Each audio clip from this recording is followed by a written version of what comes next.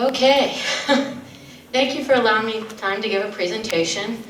This is really completely out of my comfort zone, but I love Ligonier Beach. I love that pool. I would love to see it come back to life and get back in that cool spring water. I have been heartbroken since it was closed, and I also speak on behalf of my friends that are householders that I've met in my last 5 years home that also share that same love. So this is for all of us, and I hope to do well for us. Ligonier represents a rich history, including Fort Ligonier, Compass Inn, Ligonier Valley Railroad Museum, the Ligonier Diamond, Idlewild Park, Laurel Mountain State Park, and Lynn Run State Park, all with access from the Lincoln Highway. Ligonier Beach is part of that history. It opened in 1925 and ran as a successful family business for 92 continuous seasons. It was built and created as a destination, not a community pool. It was a place for people to visit and relax in what the tourism industry referred to as the playground of the Laurel Highlands. To help illustrate that, I want to show a video by Rick Seaback. Rick has produced and directed many scrapbook-style documentaries for Pittsburgh's public television station, WQED, during his career. He had 3 productions that focused on important historic sites in Western PA, some that are gone and some still operating. This clip is from his video titled, "Things That Are Still Here." Ligonier Beach was included as he believed it to be a location that would have an emotional connection to his Pittsburgh audience. It shows old movies of the pool being built, the history of attractions at the pool, and commentary from longtime season pass holders and visitors from other communities. An important thing to note from the video is that none of the buildings that are currently on the property are original to 1925, except maybe the pump house. The site where the pool was built was picked specifically for a pool since it had access to an artesian well. And that pool remains as the only original structure. The pool is the historic value.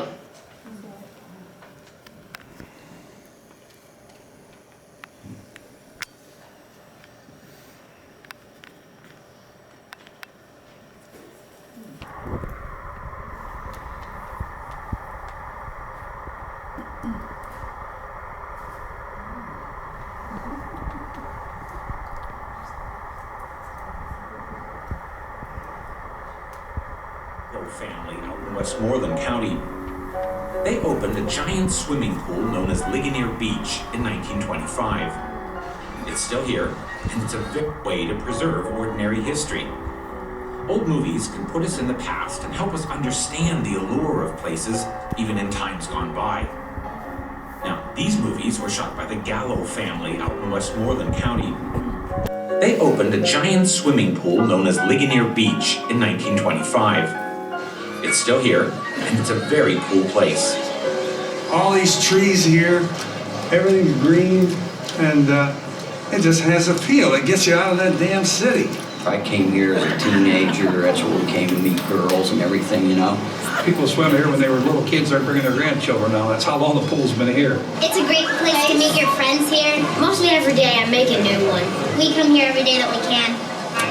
6 days a week, maybe even 7. Well, I remember my girlfriends and I walking out here, riding our bikes out here to come swimming. My mother knew that she'd kill me. We love it here. Sometimes you can do like head bursts, flips, dives. I've been coming here for about 25 years. I didn't know you knew how to do a flip. I do.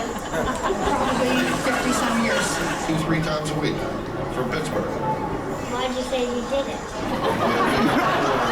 But we enjoy this quite a bit. The 60s, man, it was the place to be. It was the coolest spot to be in. I don't. Which one is it? You do or you don't? Well, there used to be a high dive here where you could show off. But such things are insurance problems now. like the slide. It was hugely popular, and it's still here, but they won't let you use it. Tom Gallo and his wife Tilly came by the pool this day, even though they sold the place in 1997 to the Graham family. Tom grew up here, along with his younger brother John. I learned to swim when I was 5 years old, right in here. I did everything here. I was a locker boy, I was a paper picker, butt picker. Dad had a well drill right near the building there, 180 feet deep. And the water was perfect. And my father helped to build the pool, and we were here for opening day. I was 3 years old. Fluffy Gaskins has come to Ligonier Beach almost every day, every summer since then. I watch the people. I'm a people watcher. Hi, Peggy. Good. How are you?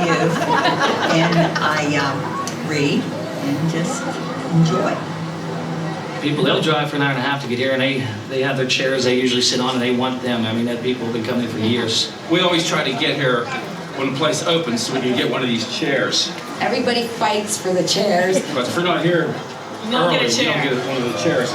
Everybody knows it's theirs, and you just don't fool with that. If you don't get a chair, you're nobody. If you don't get one of the chairs, there is a small sand beach along one side. And Ligonier Beach over the years has booked a variety of entertainers.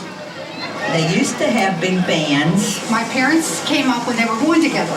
Of course, they used to have dances and things here, too, in the evenings. Dean Martin was here. They saw Perry Como here, Dean Martin. But there's no question, it's the giant pool with the gradually sloping sides that's always been the main attraction. The size of the pool amazes me. That's the biggest thing still to this day. It's just so huge. It holds 1,300,000 gallons of water. The pool's 400 feet long and 125 across. This pool's big and the water's always cold here. And it's just real refreshing. It's nice here. I always say, if you want to take a bath, take a bath. If you want to go swimming, come to Ligonier Beach. It's a little cool. Because it comes in through an artesian well that's underneath here. But on a hot day, that doesn't really matter. It's very invigorating. It makes you feel good. Refreshing. The pool has always had a geyser-like fountain with a nozzle that everybody has to try and play with. And then they had what they called a wheel. There used to be a big wheel that you could ride around. You go up in the air, then you come down and kind of go under the water. It was up in the lower part. It was, I'd say, maybe 12 feet in diameter. It was on a bearing. My father designed all this. Well, when that thing got wet, it was slippery. The fun part was to push the person in front of you off. If you got on the edge of it, you could run or walk on it, and it would rotate. A lot of people had cuts and bruises. And then all these people would be flying off, laughing and carrying on. It was dangerous. Probably lots of fun, too. But worries about liabilities led to its removal as well. Those gimmicks got to go. But the pool survives. The fact that it's still here proves that its basic and fundamental charms are what's really important. Every year, the fact that it closes and then opens up again. It has a certain mystique to it. Again, my kids just, that's what they look for. And they're anxious to get out. The girls are anxious to wear those ridiculous bathing suits. Early in the morning and early evening, right before it closes. Tradition is more important than you think it is because they're all looking to do the same thing they did when they were growing up. And the men are anxious to come out and see what's going on. It's a beautiful place just for serenity and peace. It's like a cheap vacation, really. I don't know where you duplicate this. This was just a clip. To get a DVD copy of this entire program or others like it, please call 1-800-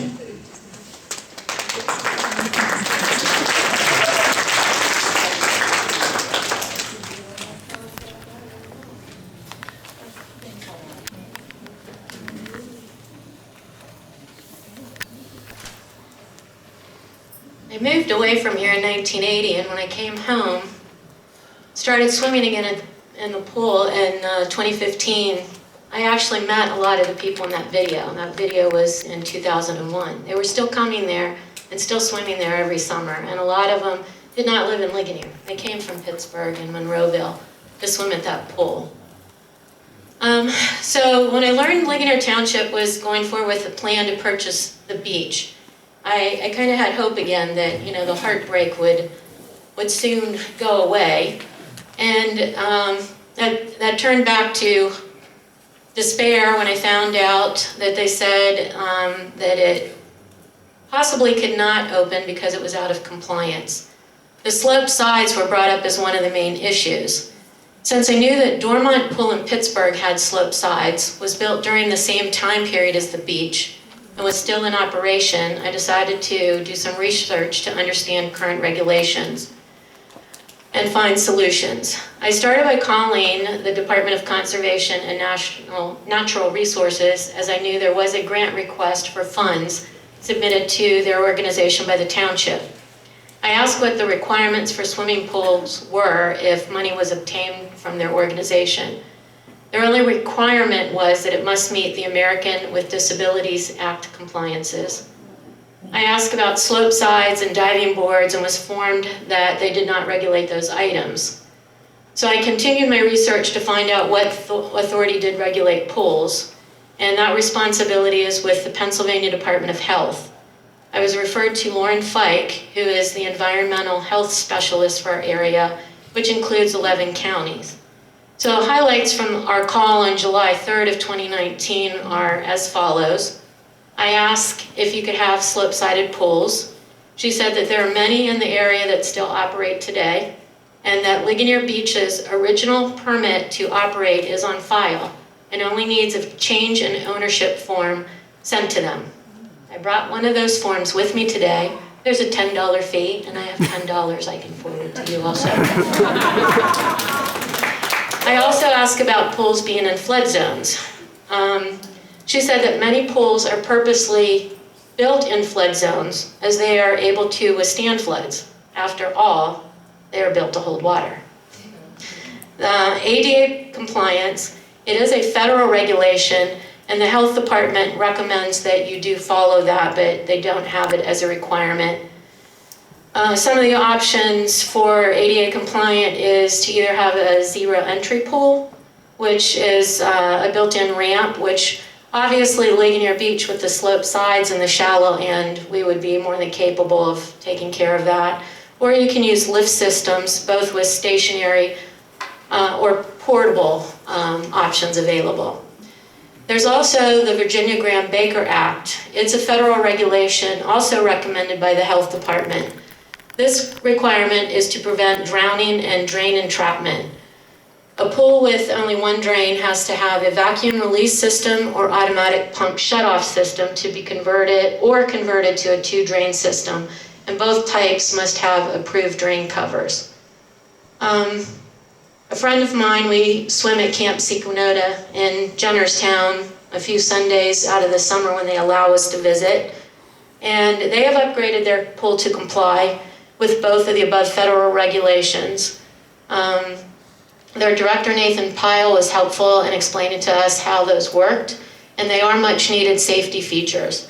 And they spent about $130,000 renovating that pool to come up to just those standards. I decided to contact some other pools in the area for assistance with budget information. One contact was Matt Grohl at Windber Parks and Recs. He was quite helpful by providing a copy of their profit and loss statement, which shows that the income from their many activities and programs more than covers their expenses.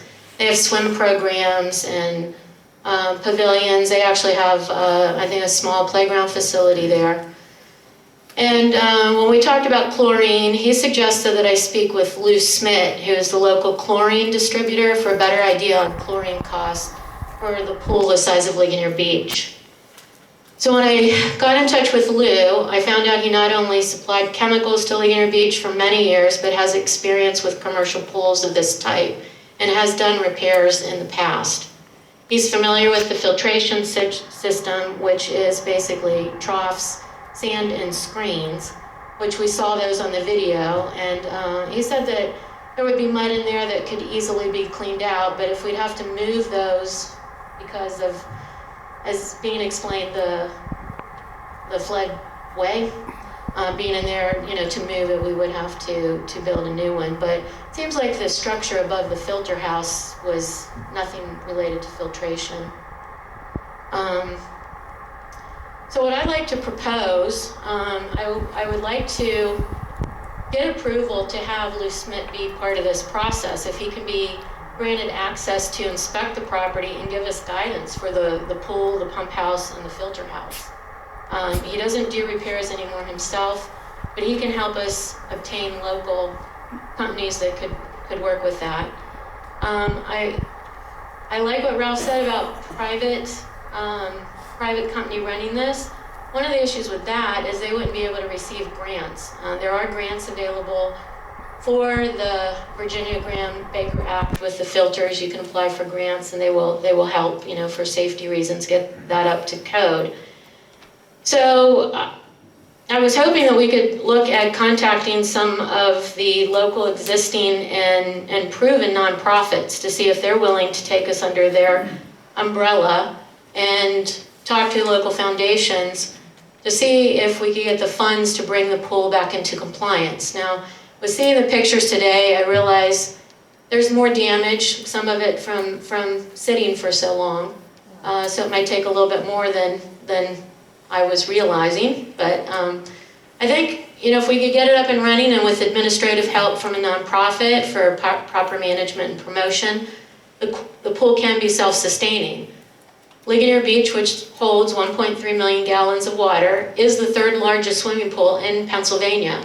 And it is very busy weekend spot in the summer. It has continued to be a popular weekend spot, except of course when we get a little bad weather. I think with fundraising events such as Big Band Night,